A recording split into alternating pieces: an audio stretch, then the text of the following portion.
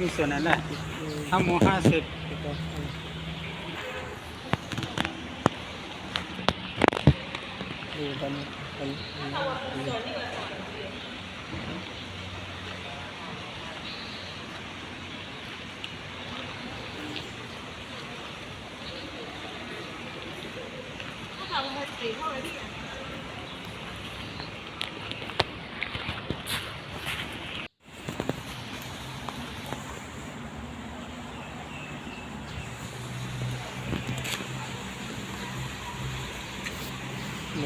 coba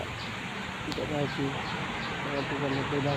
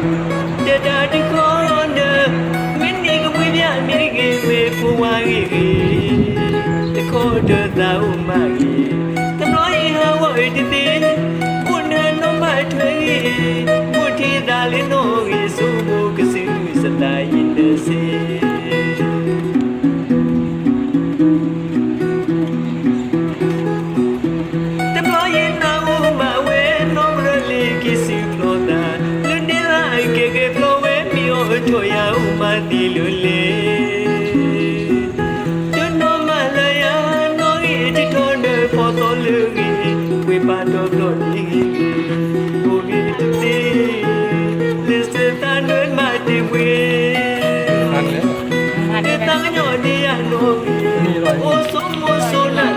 เท่าไหร่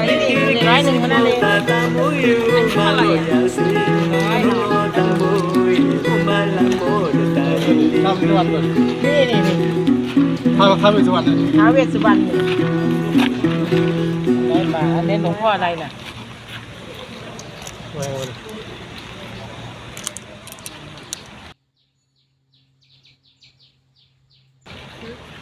ก็มา ครับผมได้แต่กันที่เหมือนเป็นชุกสอบมาก็